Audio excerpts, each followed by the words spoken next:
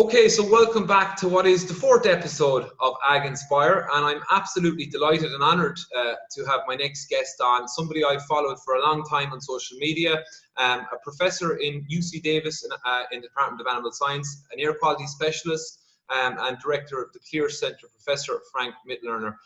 Good morning, Frank. How are you keeping? Good morning. Very well. How are you? I'm good, and thank you so much for giving me some time to chat. I've followed you for a long time, and I absolutely love what you do. You've explained greenhouse gas emissions to me. It was a subject I didn't really understand. I've been following, I suppose, the work that you do I've been listening to you on podcasts. You're a world-renowned speaker in the area of expertise that you cover. And I suppose before we get into that, Frank, the idea of Aginspire Conversations was to really, for people working in agriculture, the opportunities, there's loads of challenges out there, but there's lots of opportunities, and people like yourself who are really at the cutting edge of the science that's going to impact agriculture, particularly livestock production, over the next decades. Maybe a little bit of background. I know a lot of people would have heard you speaking before, but a little bit of background on yourself. How you're so passionate about science, how you're so passionate about agriculture in general. What's your own background? Because I think a lot of people will recognize you're in California, but that's not a Californian accent. No, it's not Californian accent. That's true. Well, I grew up in Germany, near the Dutch border, in the western part, and place near Düsseldorf. And I lived there for 20 years or so. And then when the wall came down, the Berlin Wall, when that came down, I was the first West German to study in East Germany at the University of Leipzig. And that was a great experience because I always wanted that German reunification, and now I was part of it. Now I was in the midst of it, and this incredible change was inspiring to me. I studied tropical, subtropical agriculture, which was quite a departure from what I thought I would study, because up until that point, I actually wanted to become a psychiatrist, Okay. believe it or not. Okay. I wanted to become a psychiatrist, and up until that point, I had worked as an orderly in a psychiatric hospital. Okay. So doing the not so glamorous work, and I really enjoyed that. And even after finishing my 2 years there, I still wanted to become a psychiatrist, but I was rejected. My application was rejected by the medical school. Okay. And during that time when I was rejected, I traveled South Africa. And I saw ostrich ranches and game ranches and all different kinds of agriculture enterprises, which inspired me. Literally, they inspired me. But that was my first exposure to agriculture. I had none up until that point. And then after this 3-month stay in South Africa, I went back to Germany thinking, oh my gosh, what do I do now? I have been rejected from medical school. But I went to the University of Leipzig and looked at their catalog, their major class catalog, and found this major in tropical, subtropical agriculture. I signed up for it. I got all excited because I thought now I could do what I'm passionate about, or what I thought I would be passionate about. And then I returned back home right after I signed up for tropical, subtropical agriculture with a degree in agriculture engineering. I went back home, I opened my mailbox, and what did I find? I found a letter from the medical school admissions committee saying, dear Dr. or dear Mr. Mitloehner, we are sorry to inform you that we erroneously rejected your application. And we are excited to let you know that you can join our medical faculty in the fall of whenever it was. You know what I did with that letter?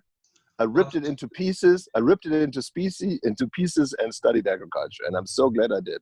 Good. Everything happens for a reason, they say, Frank, isn't it? All these things happen. I was talking to Jeff last week about this, that we can never predict the future, but if we look, it's easy looking back to see it. But so how did you progress through agriculture then, and ultimately lead into a life in California now? The sun is shining. It's raining here in Ireland at the moment. So when I studied tropical, subtropical agriculture in Leipzig, I actually did internships in Australia and South Africa and Paraguay and China, Indonesia, and so on. So I traveled all over the world and worked on farms and ranches as an undergraduate student. As a graduate student then, I looked at the effects of tree density on heat stress in beef cattle in Paraguay, South America. And after I finished my master's, my degree in agriculture engineering, I went to Texas Tech University in Lubbock, Texas, because I was always interested in environmental management of livestock. And up until that point, I had worked on extensive livestock, extensively raised cattle in Paraguay. But then I also wanted to know, what is it like under intensive conditions? And so I went to study environmental management of feedlot cattle in Texas. And that's where the feedlot cattle are. I mean, in a radius of 100 miles around Lubbock, Texas, you find 5 million beef cattle. So we are talking about high concentrations of beef cattle, and I studied how to manage them environmentally. I did my PhD there at Texas Tech University, and then in 2002 joined the faculty at UC Davis in Davis, California. And I've been there ever since. Do you think it's been an advantage to you to be outside of agriculture and come in and learn to almost look at it from a different angle?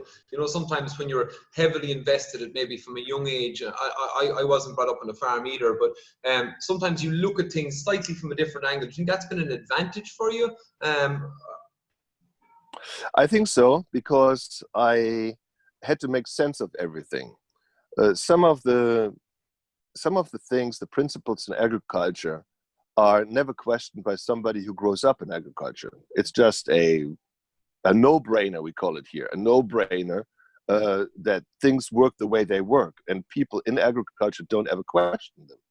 When you come in from the outside, then you are in a different situation, because now you have to explain all of that to yourself and then also to others. And I think this is an area, I don't want to sound weird here, but an area that I am good at, which is to take technical content and break it down into ways that people understand.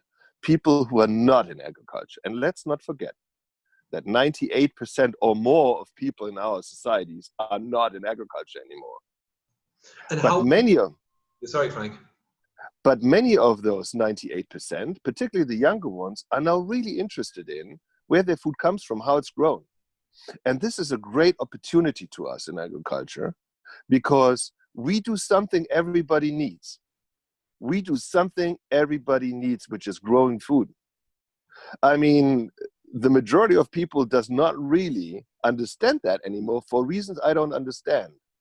That the food they put into their mouth every day does not come from the supermarket. It might come from the supermarket at some point, but it's grown by people in agriculture. And that connection is gone, is severed, and we need to reestablish it. Where's your opinion? It's an important piece. Is that education piece is phenomenally hard thing to do, and you know, it could be argued that with some generations we've almost lost it already. Should it be back in almost primary education systems where people, children, learn about food again and where it comes from? Because it's not just from a perspective of diet and health and the environment. Actually, it's not from an environmental perspective, from a health perspective, the food we eat. And we look at some of the problems globally with obesity. Is this just something that should be brought into primary education again, about food and where it's sourced and how it's produced? Well, let's think for a second about the things in life that really matter. Okay? I don't mean like emotional things like love and so on. That, of course, really matters. But I'm now talking about food and health and money, those kind of things, okay? Do we learn anything about food, health, and or money in school? I haven't. No. I went in Germany to get your high school diploma. You go to school for 13 years. Not one lesson did I have in how to grow, how food is grown, how food should be consumed, how inappropriate consumption of foods affects health, anything about health, really. I have never learned anything about money in school. How is that possible? How come that these things that matter so much to all of us are totally blanked out in school and not dealt with? Now, we in agriculture have to really shrill the alarm and tell people, listen, we need society to reconnect with agriculture and with food, because it affects so much of our daily lives. And I think that's key. It's integral to everything, our diets, our environment, and everything. And just to take it to your current role, and you've done so much research in this area around greenhouse gas emissions and the role of livestock in that story. I suppose just to explain people, you know, and again, for me as somebody who thought I knew a little bit, when I started reading your stuff and Miles Allen and others, I realized how little I did know. But explain to people about, I suppose, at a basic level, the three main greenhouse gases we talk about, and then we might get into the differences, particularly when we talk about methane from a ruminant livestock perspective. Yeah, so first of all, what are greenhouse gases? So greenhouse gases are gases that once they're in the atmosphere, they pretty much form a blanket over the Earth's atmosphere, okay? And when the sun hits the surface of the Earth, the solar heat, the solar radiation, would normally be bouncing off the surface of the Earth and go back into space. But because of these greenhouse gases, a good chunk of the solar energy is retained in our atmosphere. And the blanket of greenhouse gases keeps it there, okay? It's literally like putting a blanket over your body. Without the blanket, you get cold because you radiate your body temperature off your body.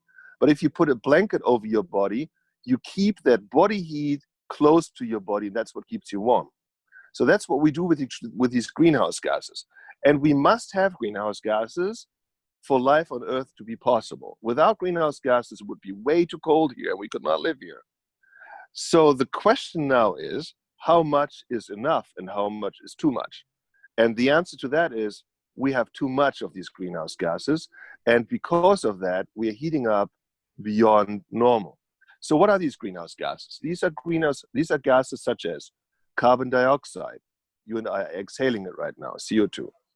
And the main source of CO2 is the use of fossil fuel. Second one is methane, CH4, methane.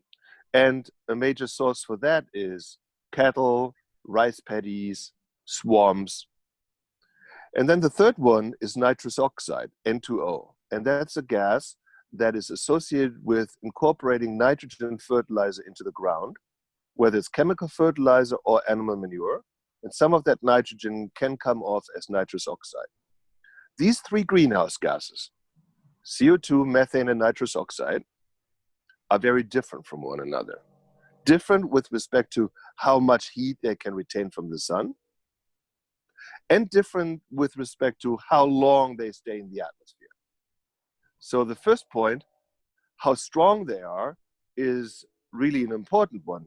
CO2 is the gas that is most abundant in the atmosphere. Okay, we have the number one greenhouse gas with respect to total amount is CO2. And as I said, the main culprit for producing that is fossil fuel. It has the lowest ability to trap heat from the sun, but it's produced in such large amounts that it really, really matters. Okay, that's why everybody talks about carbon emissions, and they mean largely CO2 when they say carbon emissions. Methane is 28 times more heat trapping, meaning more potent to trap heat from the sun than CO2 is. That's what makes methane such a big target. But what's really important when you compare CO2 to methane is that CO2 is a so-called long-lived climate pollutant. Once it's in the air, it stays there for 1,000 years. But methane is not. Methane is a short-lived climate pollutant with a lifespan of around 1 decade. So CO2, while it's less potent in trapping heat, has a much longer lifespan. And methane, it's more potent, but it has a short lifespan. It's not just produced, but also destroyed. And that's the really interesting debate here. And I know you've been in Ireland a couple of months ago, and you've spoken on this very topic. Because if we look at our emissions in Ireland here, over 30% of them come from agriculture. A lot of that comes from methane production in livestock. But it's a gas that needs to be viewed differently from what you said there because of the shortened lifespan, but also it's biogenic methane is in a cycle, and we have in our grazing systems here, we're very lucky to have carbon sequestration. Can you just explain to people a little bit about that, Frank, and how that works, and why potentially what we do in Ireland and livestock in general are different in relation to that gas as a cyclical gas? Yeah, so just to round up the previous part, the third gas is nitrous oxide. The third gas is nitrous oxide. It's very potent. It's 265 times more potent than CO2. And it's a long-lived climate pollutant that lives for hundreds of years. So that's really a big problem, because nitrogen is very potent, but it's also long-lived. So now to your next question. Before I start talking about methane from cows, let's talk about greenhouse gases from fossil fuels, which are oil, coal, and gas. Okay, oil, coal, and gas are carbon sources of plant and animal material that died millions of years ago. So it's ancient forests and dinosaurs and so on that died, decayed, fossilized, and are now stored in the ground as oil, coal, and gas. So they have been there for millions of years, and over a very short period of time, maybe 60, 70 years, humankind has taken about half of that fossil fuel out of the ground. And what do we do with it? We burned it. So where's that carbon now? It's in the atmosphere. So all that carbon that was in the ground was extracted from the ground and released into the atmosphere. Okay, that's a one-way street, and that's really important to your listeners. The fossil fuel-related greenhouse gases come from the ground, are released into the atmosphere, and that's a one-way street.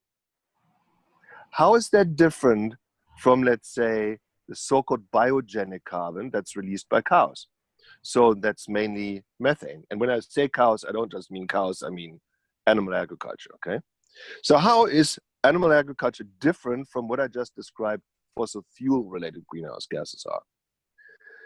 So methane is CH4. That's the chemical formula, CH4. That C in the CH4 is the carbon part of methane. Most of your listeners will have never asked themselves where that carbon comes from originally and where that carbon is eventually going. I will now lead you through that cycle, which is very important to understand why biogenic carbon from livestock is so different and why it needs to be viewed differently compared to fossil fuel carbon. I take you back to photosynthesis, okay? What do plants need to grow? Plants need sunlight, they need water, and they need atmospheric CO2, carbon dioxide. They take those three things in, and during photosynthesis, they produce oxygen, and they produce carbohydrates, such as cellulose or maybe starch, carbohydrates. So the atmospheric CO2, the carbon in the atmospheric CO2 gets into plants during photosynthesis. The plants convert that CO2 carbon into carbohydrates.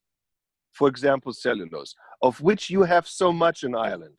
Yeah. The number one biomass you have in Ireland today is cellulose, which is pretty much the same chemically as starch. It's a long chain carbohydrate, cellulose. Not digestible by humans, not digestible by pigs or poultry, but digestible by ruminants, and only ruminants.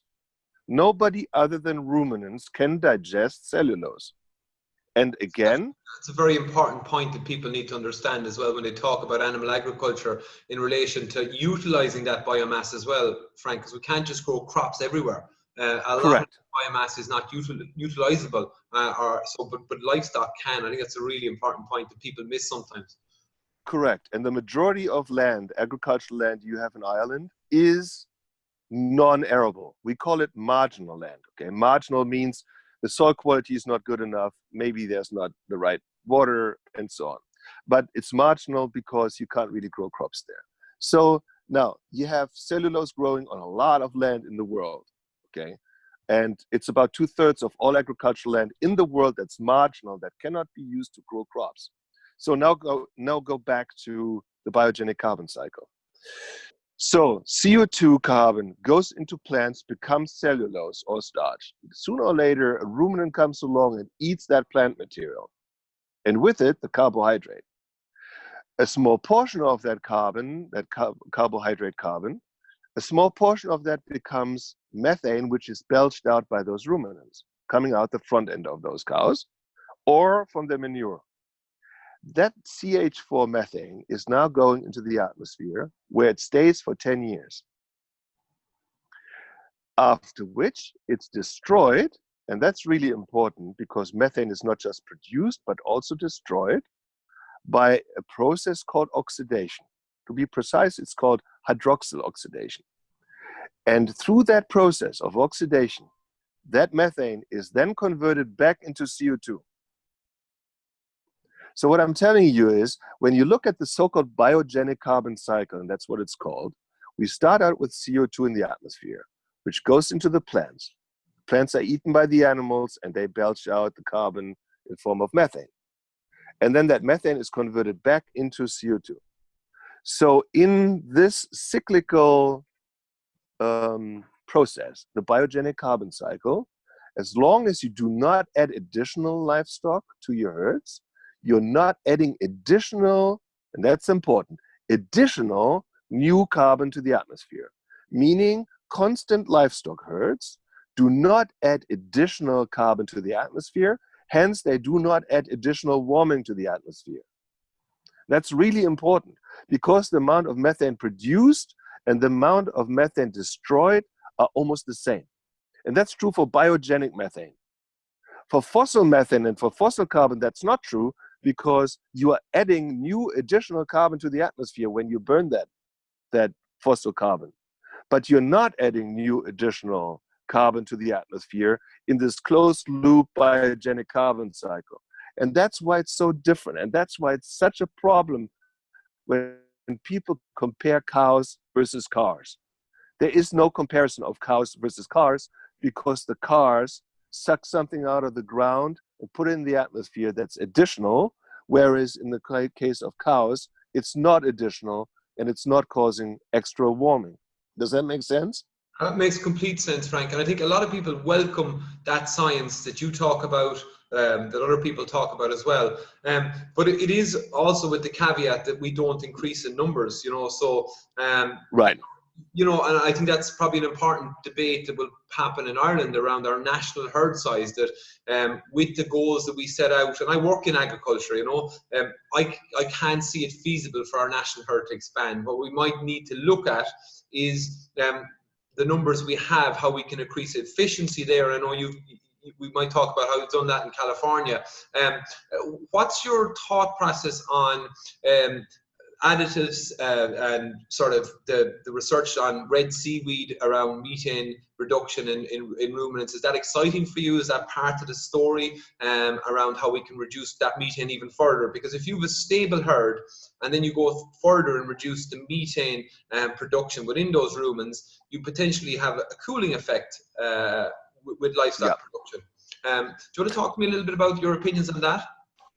Yeah, before I talk about mitigation, I need to say one more word about what happens under different methane scenarios. So a constant source of methane does not add additional warming, as I just said. An increasing source of methane, let's not forget, methane is a potent greenhouse gas, as I said at the beginning. An increasing source, meaning a growing herd, will lead to additional new methane to the atmosphere. And that causes significant warming. And that's what I'm also concerned about. If I were to advise your agricultural sector, I would advise against growing the herd, and I would advise toward increasing efficiencies instead, because you can produce more product without growing the herd. But now comes something interesting, something very exciting to me, and that is the fact that if you manage to reduce methane, then you're actively pulling carbon out here, because now your oxidative processes continue at the old rate, but you are putting less into the atmosphere, meaning you are actively pulling methane, you're actively pulling carbon out of the atmosphere, and that leads to a cooling effect. In other words, if your lifestyle reduce methane, let's say by 10 or 20%, you would contribute as an agricultural sector in the cooling of the climate from your country. And that to me is a huge selling point, very important. This is not a math trick or something like that. That's the reality, okay? That's the reality, because methane is a short-lived climate pollutant, not just produced, but also destroyed.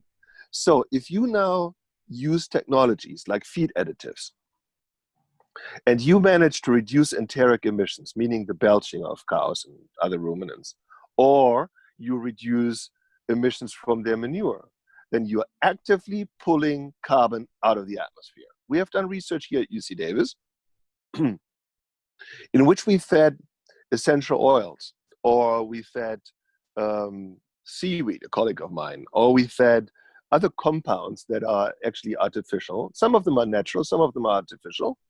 And we were able to reduce enteric emissions by anywhere between 20 to 40%.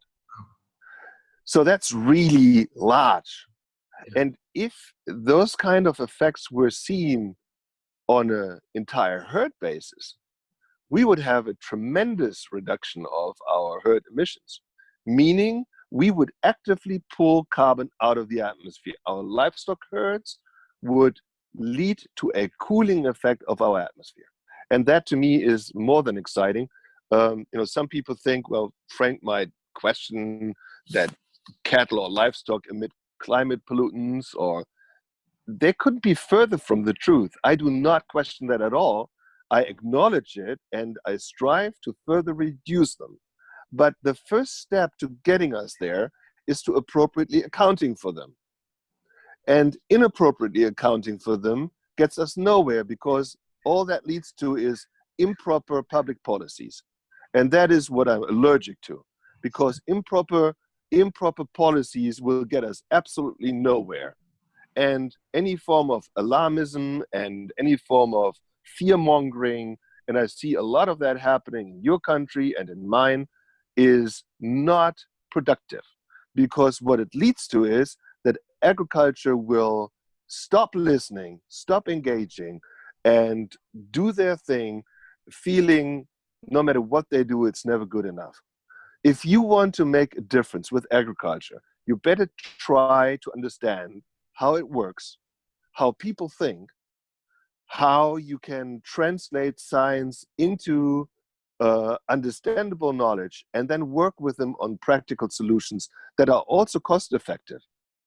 If you can't do that, then forget agriculture, okay? Then that's not a place that you can work with.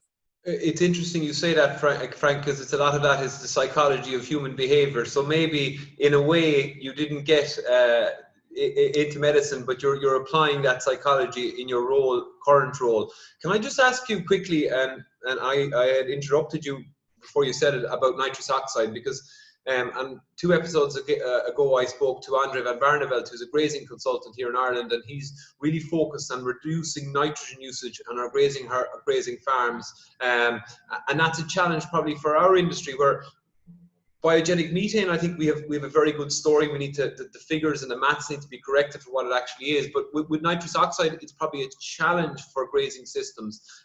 Being a potent gas, we're going to have to produce dry matter, cellulose, grazed grass with probably less fertilizer. What's your opinions on nitrous oxide over the next decades, and how will agriculture work around that, and what strategies can we use? So nitrous oxide to me is a larger challenge than methane. And the reason is, I already explained the nature of biogenic methane, which is cyclical, and thank God it's not just produced but also destroyed. But the same is not really true for nitrous oxide. It's not that there are no processes that potentially convert nitrous oxide into something else, because there are processes like that, but you would have to actively pursue them. So let me explain. Nitrogen compounds are fascinating because you can make nitrogen into many other forms of nitrogen. Okay, so for example, if a cow urinates, then the nitrogen fraction that she urinates is urea. And that urea is a good chunk of the protein that you fed to that cow. So a cow will excrete via urea the majority of nitrogen that was contained in the protein that she consumed. The majority is excreted, and a relatively small percentage is actually used to make milk or meat and so on. Okay, and this has been one of the greatest challenges: the limited nitrogen use efficiency in our livestock herds. We have to improve that, and we can improve that. I've done quite some research on this, and it can be improved. So we want our livestock to excrete less nitrogen-containing compounds, such as urea. Okay, because once that urea is excreted, or once the nitrogen is excreted in the form of feces, that nitrogen can go different routes. It can become ammonia and go into the air. The same nitrogen molecule, however, can also go into the ground and become nitrite and nitrate and contaminate groundwater. Or the same nitrogen compound can become nitrous oxide and go into the atmosphere and be a potent greenhouse gas. Or the same nitrogen compound can become N2, nitrogen gas, and be totally environmentally benign. Okay. So dependent upon how you treat that manure and how you treat that urine, dependent upon how you treat that, determines whether that nitrogen will become a groundwater pollutant, an air pollutant, a climate pollutant, or be totally environmentally benign.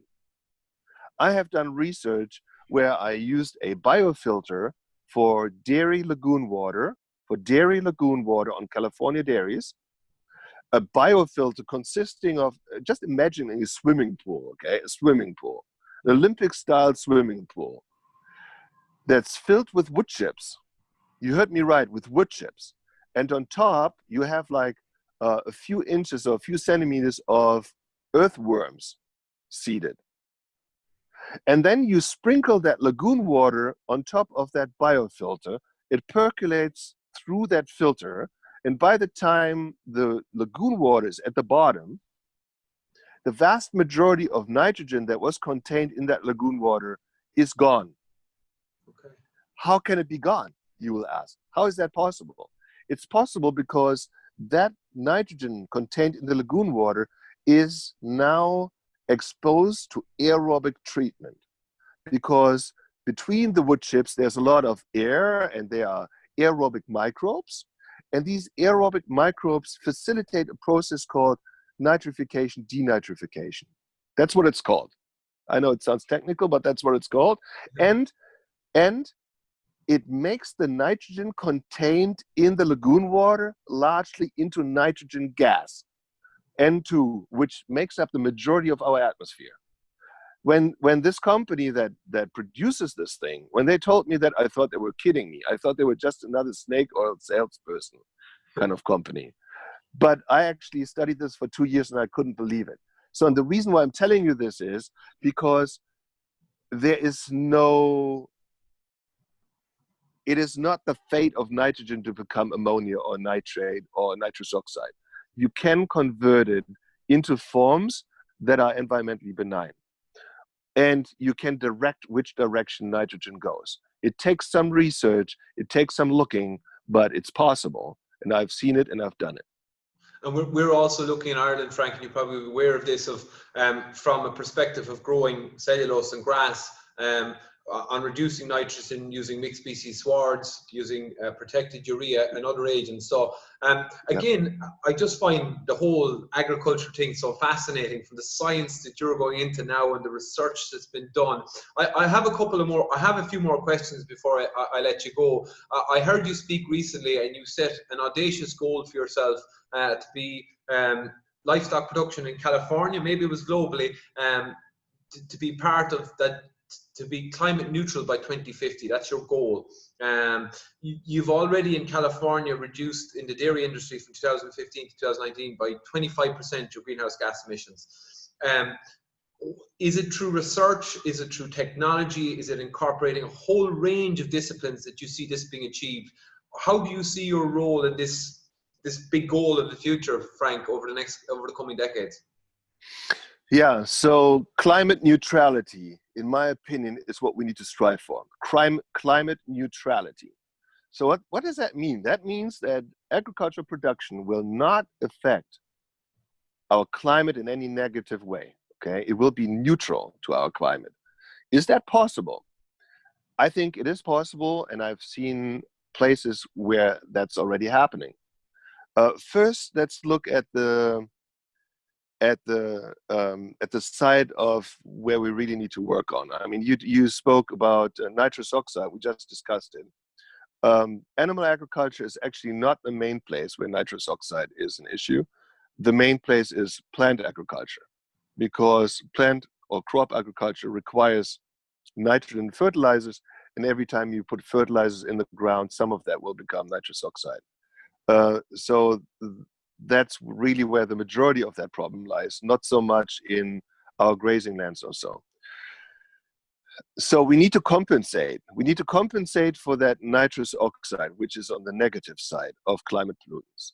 And the way we can compensate is by reducing our methane. And you just mentioned that in California, we were able to reduce methane from various sources by 25%. That's certified by the state of California.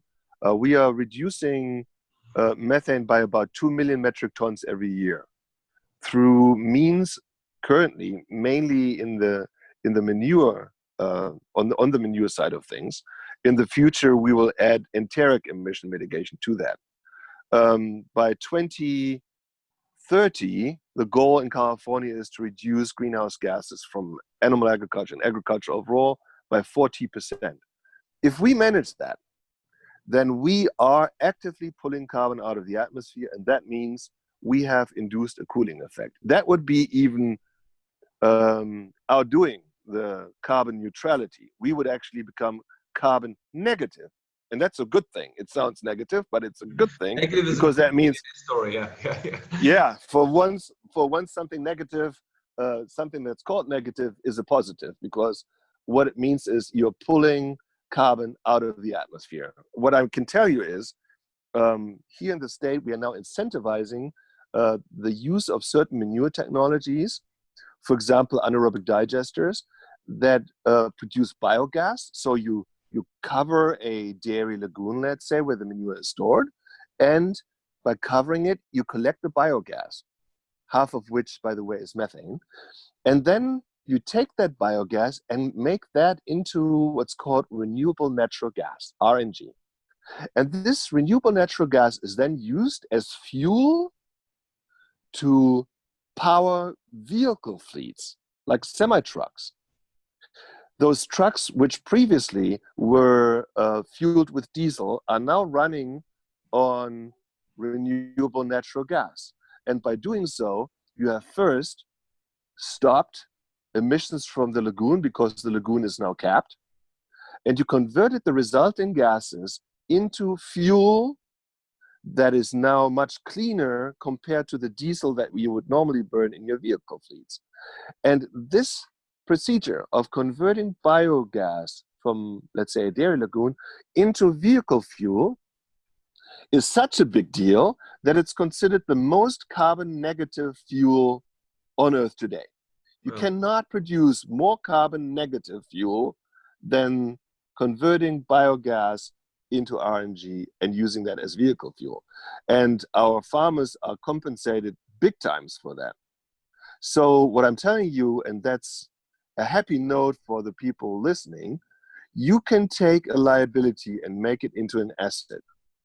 What is really critical for people in agriculture to understand is, first, do you produce greenhouse gases? Yes, you do. Do we have the correct matrix right now to look at its importance? The answer is the traditional ones are not. The new ones that I oftentimes refer to, GWP star and others, are a change in the way we quantify greenhouse gases, and we do it now in a way where we actually look at warming. That's very important. Third, there are ways to change something that was considered a liability into an asset, and incentivizing farmers in reducing greenhouse gases makes a lot of sense, because you can actively make them into solution providers. And let's not forget, fourth, that your agricultural sector in Ireland is of strategic importance to your country. Ireland has a few key industries, and agriculture is one of them. So my hope for Ireland is, and please don't take that wrong, it's not that I'm this guy from California lecturing the Irish as to how to do their business. That's not at all the case.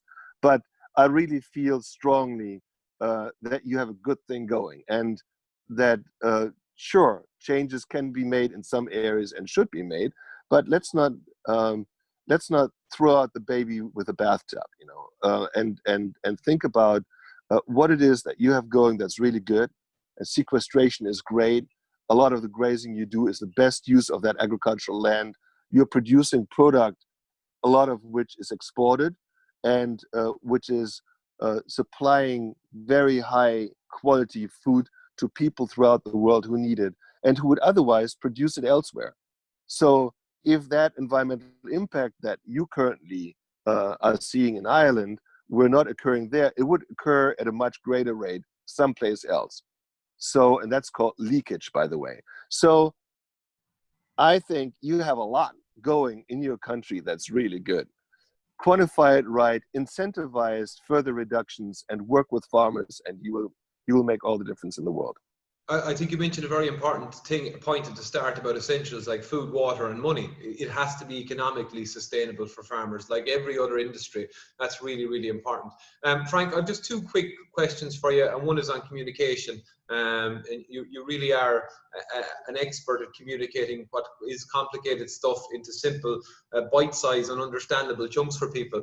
I suppose there's a lot of misinformation out there as well, and being a good communicator doesn't always tell people what they want to hear. So a lot of stuff what you said, you know, farming and agriculture will be delighted to hear it. You know, you're almost standing up for and saying things that they would want it to, but you're also not afraid to say, look, there's challenges here and these are them. So am I right in saying that, you know, the communication and leadership, I suppose, in this space is not always about just saying the popular thing, it's saying the right thing, and it's backed by science. And I feel that's so important to you, is it? It is the most part of communication, in my opinion. The most important part is to communicate the truth. Don't tell people what they want to hear. Tell them what's real. Tell them what's fact. And then they might not like what they hear, but they will base their decision on something that they can hang their hat on. And that's really critical, because it is a great disservice to the agricultural sector for people to tell them what they want to hear, and then have this whole thing run against the wall. You know, you have to understand that the sentiment, particularly of the younger generation, toward food and where the food comes from, how it's grown, how it's eaten, and so on, is changing. And we have to be receptive to that. We have to understand what their concerns are. And we can't just shove them away and say, we don't want to hear it, we don't want to talk about it, leave us alone with that. It will not go away because because of you putting your fingers in your ears. Okay, this is a bad recipe. It has never worked. It never will work. So you have to understand what the sentiments are. You have to take them by the horns, and you have to write that bull. And you have to, in my opinion, you have to show some empathy, and you have to show leadership. I mean, who knows the most about growing food? Who? I can tell you who knows the most about growing food. The problem is, all too often, these people don't want to talk about how they grow the food. I think farmers have a lot of authority because everybody knows they are growing the food, but they choose not to engage. And they not telling our story. Well, who do you think needs to tell your story? It is your story. It's your legacy. If somebody badmouths my family, then what do I need to do? I'm the father of this family, so I have to take ownership because I'm the father of this family. It is my legacy. And if somebody poo-poos my legacy, then I better get going. Yeah, that's a great point. Frank, I'll leave you with this question, and you have your UC Davis hat on. You're an educator, you're a teacher, and I presume the coronavirus has created challenges where you're not working with your students face to face. I suppose quickly, how has that been? Are you looking forward to getting back into the lecture theatre? And I suppose, as an educator, what are the lessons that you're trying to teach young people getting involved in agriculture? What are the messages that your core values, and based on the science that you understand, that you try and get across to those young people? Two questions, I suppose. How have you been through coronavirus with your lecturing? And then what are the lessons that you try and instill in your students? So the first one is the coronavirus has affected me tremendously. I mean, I'm normally a frequent speaker at conferences and so on. I haven't done any of that in 3 months, at least not in person. Now I do everything virtually. Yeah. So I still reach a lot of people, maybe even more than before, but only virtually. And I actually like being with people. So it has affected me negatively that way. I also teach classes here in the Department of Animal Science. We have 1,500 undergraduate students. We're the largest animal science major in the United States here at UC Davis. And I teach all of them.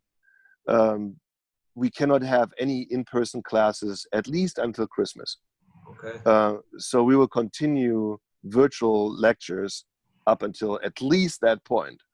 And that's not a good experience for me at all, you know. So I have to be giving classes in a virtual fashion. I have to video them and so on, and I cannot see my students' eyes, and that's a problem to me because I love to be interactive, and when I'm in the classroom, I thrive.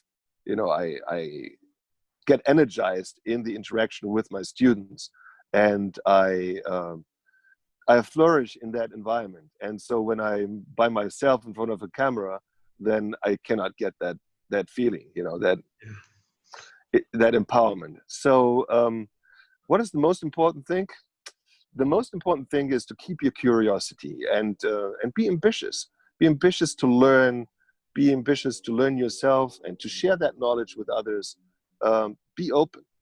Don't be dogmatic. Okay. Don't be dogmatic and have the opinion of, I'm 20 years old, I know the world, I know how things go. Believe me, you don't. And once you get to that point, you're lost, okay? I can be 80 years old, 80, and I still will not feel like I know it all, because I don't. I look at the elephant from one side, and I know there are other sides of that elephant. I might see the trunk, but I know there's a butt as well. It's a brilliant. That's a brilliant way to end it. Just, I suppose, for people who want to follow you, I know a lot of people follow you under the hashtag GHG Guru on Twitter. I'll have it in the blog with the article. And also, you're a director at the Clear Center in UC Davis as well. Is that where people can follow your story, Frank, and the research you're doing? Yeah, if you go to clear.ucdavis.edu, you'll get to my webpage or the center's webpage. You will also find that I'm writing a blog that's under GHG Guru, and the Twitter handle is very active.